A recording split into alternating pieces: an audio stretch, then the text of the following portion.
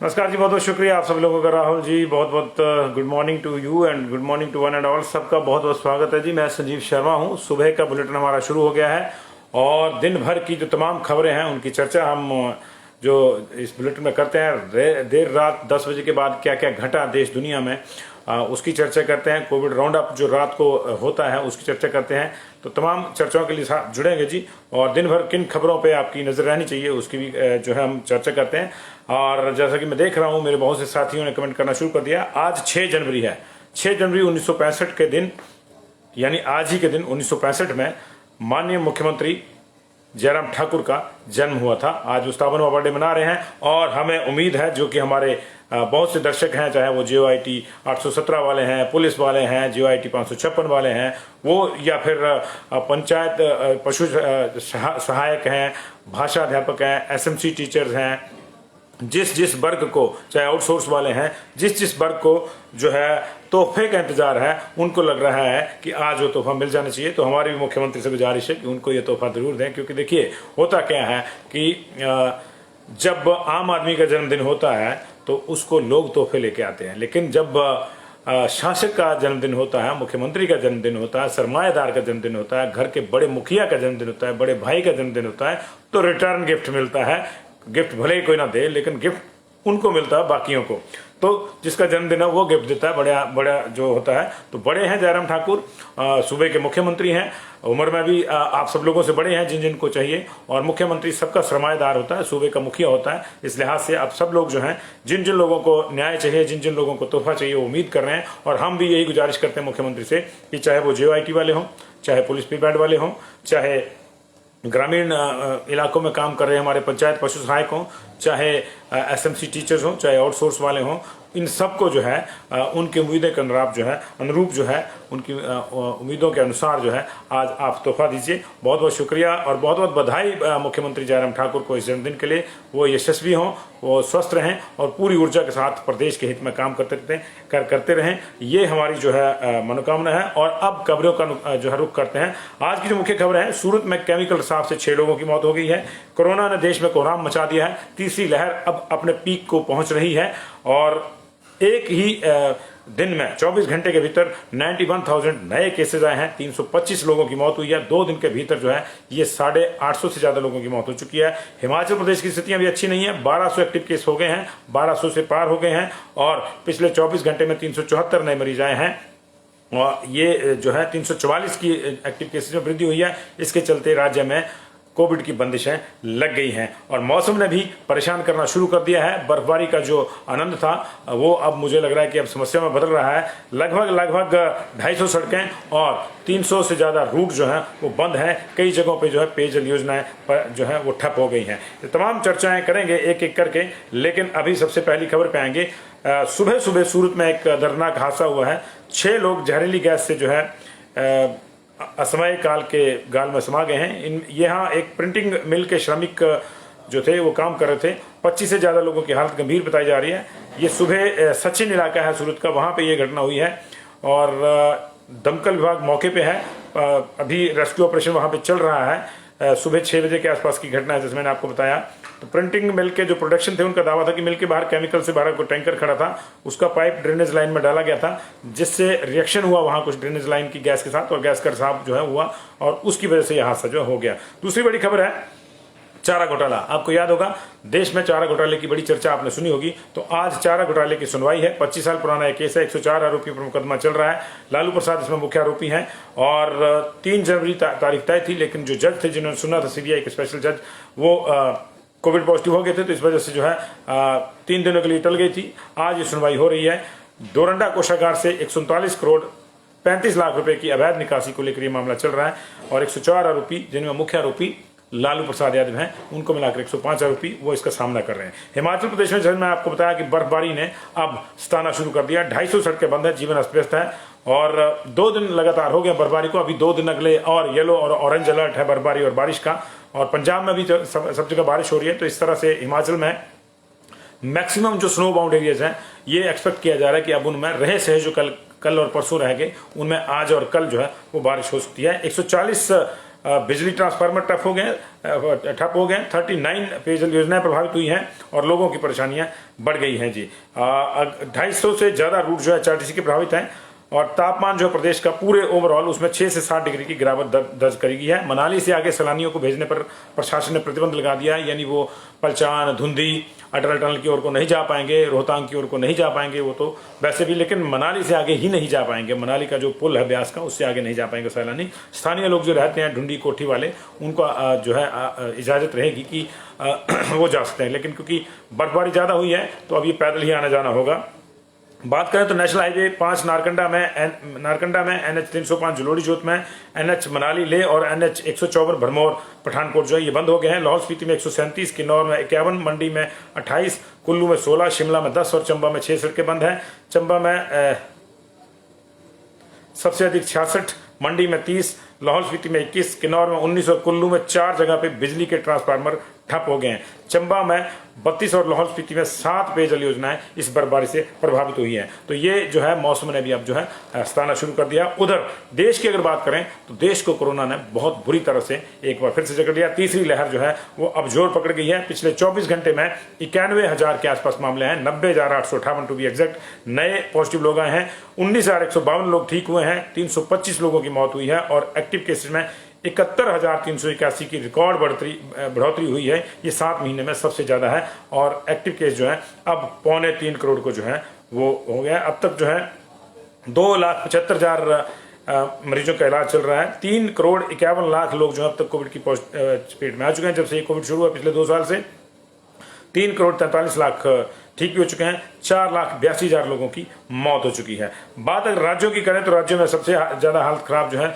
महाराष्ट्र और दिल्ली की है। दिल्ली में पिछले 24 घंटे में बुधवार को 10,665 लोग पॉजिटिव आए हैं, अब 2239 ठीक हुए हैं, 8 लोगों की मौत हुई है और 23,000 एक्टिव केसेस वहां पे हो गए हैं। महाराष्ट्र में 26,538 लोग आए हैं, 5331 ठीक भी हुए हैं, 8 की मौत हुई है।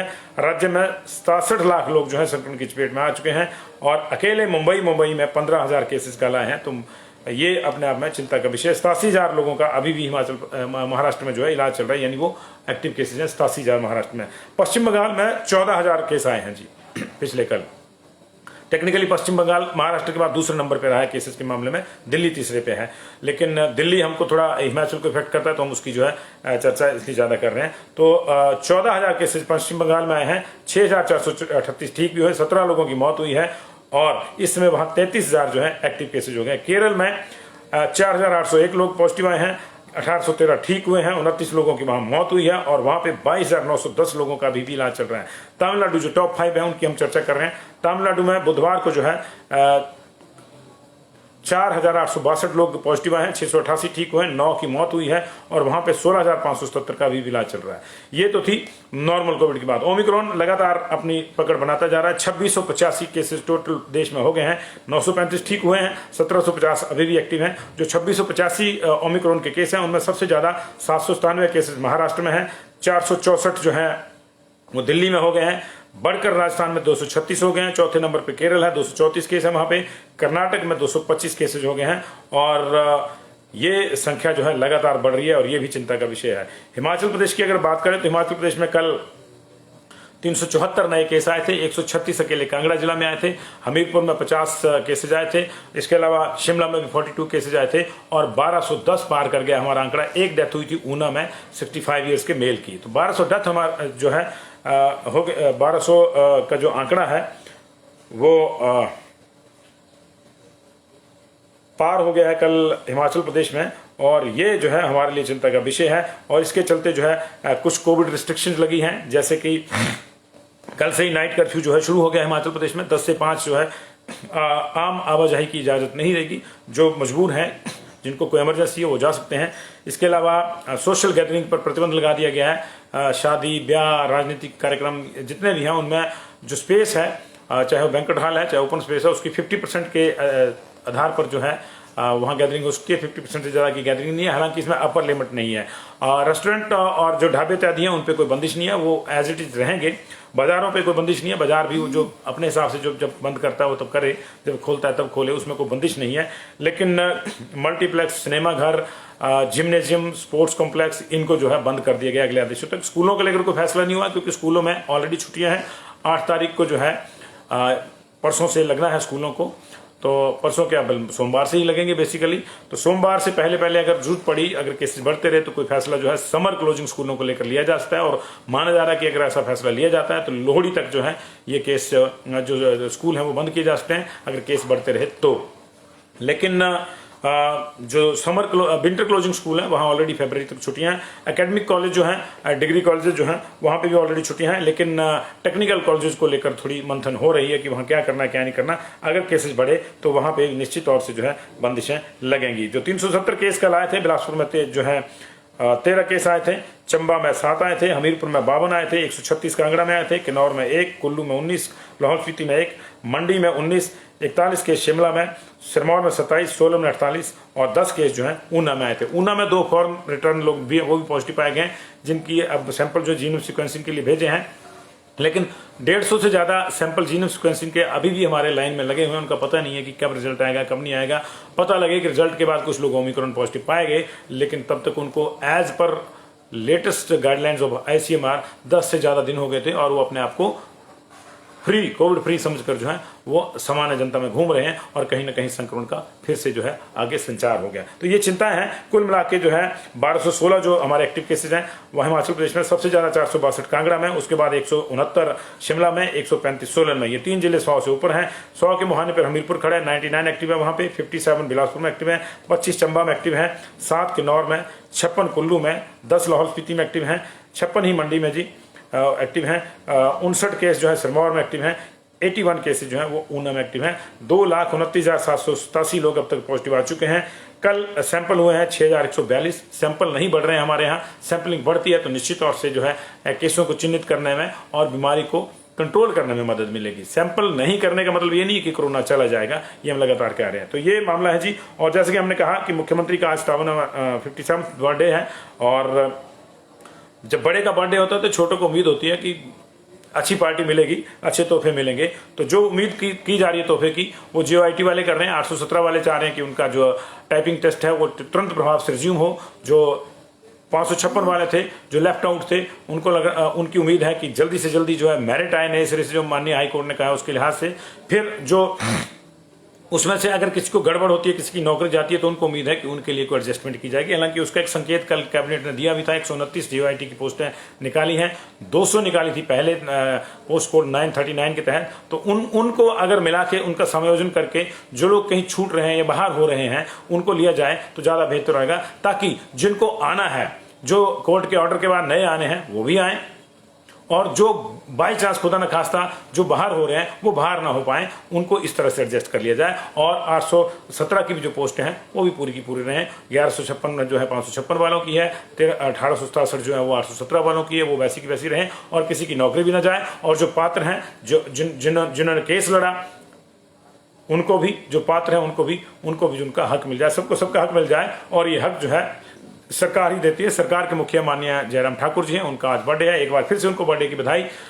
वो स्वस्थ रहें, सानंद रहें, समृद्ध रहें और हमारे प्रदेश की यूं ही जो है दिन रात पूरी ऊर्जा के साथ जो है वो सेवा करते रहें। और जो ग्रामीण पशु वेटनरी असिस्टेंट हैं, ग्रामीण पशु चिकित्सा सहायक हैं, उनका जो मामला है 570 का, उनका भी जल्दी हल हो जाए, क्योंकि उनकी सबकी जो है क्लेम बनता है, वो पात्र हैं रेगुलराइजेशन के लिए, उनको रेगुलर कर दिया जाए।